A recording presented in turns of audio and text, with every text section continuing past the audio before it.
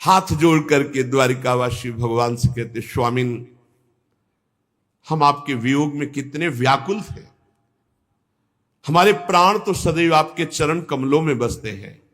ये चरण कमल भगवान ब्रह्मा शंकर इंद्र आदि सब इनकी वंदना करते हैं। जो इन चरणों की शरण ले लेता है, समर्थ काल एक बाल बांका तक नहीं कर सकता। हे प्रभु, जो आपके इन चरणों की शरण ले लेता है, समर्थ काल भी बाल बांका नहीं कर सकता। विश्वभावन, आप ही हमारे माता हैं, आप ही हमारे सुहृद हैं, आप ही हमारे पिता हैं, आप ही हमारे स्वामी हैं, आप ही हमारे सदगुरु हैं, आप ही हमारे आराध्य देव हैं। भला आपके वियोग में हमारी क्या दशा होगी, आप सोचो। आपका अनुपम रूप दर्शन करते हुए हम द्वारिका वासियों को जो सुख होता है हम कैसे बताएं। कमल नयन श्री कृष्ण, आप जब हस्तिनापुर या कहीं जाने की बात करते हैं, हमें सुनने को मिलता है कि आप जा रहे हैं, तो एक एक क्षण हमको लगता है करोड़ करोड़ वर्षों के समान। हमारी दशा बिगड़ जाती है। हे नाथ, हे भक्तवत्सल, आप कभी द्वारिकापुरी से मत जाया करें। द्वारिकावासी के भगवान कृपामयी दृष्टि से सबकी तरफ देख रहे, बड़ा अनुग्रह वर्षा करते हुए द्वारिका में प्रवेश किया। मंगल शकुन गजराज को आगे करके स्वस्त्यन पाठ करते हुए सब श्रेष्ठ श्रेष्ठ यदुवंशी भगवान का स्वागत किए। भगवान सबसे अलग अलग यथा योग्य मिले। किसी को सिर झुकाकर प्रणाम किया, किसी के पैर छुए, किसी को नेत्रों से देख लिया, किसी को गले से लगाया, किसी से हाथ मिलाया, किसी की तरफ मुस्कुरा भर दिया, किसी की तरफ प्रेम दृष्टि। जैसा अधिकारी वैसे ही भगवान ने सबको, द्वारिकावासी सबको सुख प्रदान किया। बालक वृद्ध सब भगवान सबसे मिले। भगवान श्री कृष्ण के बाहर रहने के कारण जितनी विरह व्यथा थी सब द्वारिका की वासियों की दूर हुई। जिनकी निर्मल और मधुर हंसी, लजीली चितवन एक बार हृदय में बैठ गई तो विश्व विजयी कामदेव का भी कोई प्रभाव उसके हृदय में नहीं पड़ता। ये है श्री कृष्ण। जिसके हृदय में श्री कृष्ण रूप माधुरी आ गई तो विश्व विजयी कामदेव का भी प्रभाव उसके हृदय में नहीं पड़ता। और जिनकी मंद मुस्कान तिरछी चितवन की चोट में मुनिमन मोहन मदन मोहन के भी हृदय में बेशुद्ध अवस्था आने लगती, उन प्रियाजू के चरणों की दास्ता जिसके हृदय में हो, फिर क्या कहला है।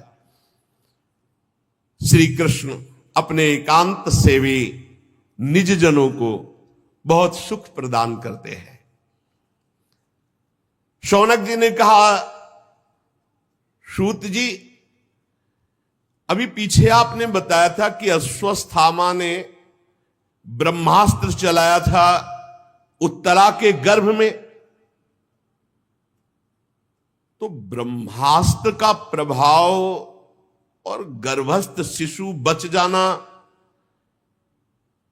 यह कैसे हो सकता है। गर्भ में महान ज्ञानी महात्मा परीक्षित जी थे, तो हमें लगता है कि भगवान ने ही उस समय स्वयं रक्षा की होगी, क्योंकि ब्रह्मास्त्र से बचना संभव है। फिर दूसरी बात मेरी और प्रश्न बन रहा है कि परीक्षित जैसे धर्मात्मा से कोई अपराध बन जाना, उनके लिए साप होना, श्री सुखदेव जी का ज्ञानोपदेश करना, हम पूरा प्रसंग सुनना चाहते हैं। सूत जी ने कहा, धर्मराज युधिष्ठिर अपनी प्रजा को प्रसन्न रखते हुए पिता के समान उसका पालन करने लगे। वो भोगों से निष्प्रिय होकर निरंतर भगवत स्मरण परायण होते हुए राज्य पालन करते, अतुल संपत्ति, बड़े बड़े यज्ञ करके भगवान की आराधना करते। जम्बूद्वीप के स्वामी, स्वर्ग तक उनका यश, क्या कमी थी महाराज युधिष्ठिर के पास। देवता लालायित होते ऐसे भोग थे। पर महाराज पांडवों को भगवान श्री कृष्ण के सिवा और कुछ प्रिय नहीं था। शौनक जी, जिस समय अश्वत्थामा ने ब्रह्मास्त्र चलाया, उत्तरा के गर्भ में ब्रह्मास्त्र का प्रभाव गया, तो वो बालक ब्रह्म तेज से जलने लगा ब्रह्मास्त्र के प्रभाव से। पर उस समय उस बालक ने देखा कि श्याम वर्ण एक तेजस्वी ज्योतिर्मय पुरुष आसपास उसके ऐसे घूम रहा है और ब्रह्म तेज बाहर आसपास। अब वो बालक को नहीं छू पा रहा, बस अंगूठे भर का वो श्याम रंग का तेजस्वी, बहुत ही निर्मल, अत्यंत सुंदर श्याम शरीर, बिजली की तरह चमकता हुआ पीतांबर, सिर पर मोर मुकुट, निर्विकार पुरुष, लंबी लंबी भुजाएं, कानों में तपाए हुए स्वर्ण के सुंदर कुंडल, आंखों में लालिमा और हाथ में दिव्य गदा लिए हुए बार बार वो शिशु देख रहा है कि मेरे चारों ओर घुमा। तो कौमुदकी गदा के प्रभाव से गर्भस्थ शिशु में ब्रह्मास्त्र का प्रभाव नहीं पड़ पाया। जैसे सूर्य अपनी किरणों से कुहरे को भगा देता है, वैसे ही कौमुदकी गदा के प्रभाव से ब्रह्मास्त्र के तेज को उस महापुरुष ने शांत कर दिया। गर्भस्थ शिशु सोचने लगा, ये कौन है? इस प्रकार 10 मास के गर्भस्थ शिशु के सामने भगवान श्री कृष्ण का साक्षात दर्शन और भगवान श्री कृष्ण की कौमुदकी गदा के प्रभाव से ब्रह्मास्त्र के तेज का शांत हो जाना, और तत्काल वो सोच ही रहे थे कि भगवान अंतर्ध्यान हो गए। जे भी भगवान अंतर्ध्यान हुए, ते ही समस्त सद्गुणों को विकसित करने वाले शुभ समय में पांडु के वंशधर बालक का जन्म हुआ। जन्मते समय ही इतना महान तेजस्वी, क्योंकि गर्भ में भगवत साक्षात्कार हो गया है, महान तेज संपन्न।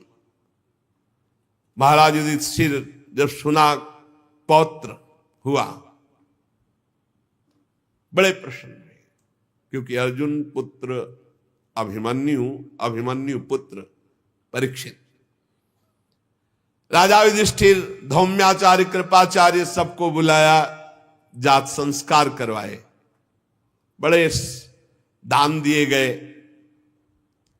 जब बालक का नाल छेदन नहीं होता, उसके पहले, नाल छेदन के पहले तक, उस समय को कहते हैं प्रजा तीर्थ। उस समय जो दान दिया जाता है उसका बड़ा महत्व है। नाल छेदन नहीं हुआ, बालक हुआ, उस समय के दान को बड़ी महिमा, प्रजा तीर्थ कहते हैं। उसी समय युधिष्ठिर ने बहुत दान किया, हाथी, घोड़ा, स्वर्ण, बहुत। युधिष्ठिर जी ने कहा, पुरुवंश शिरोमणि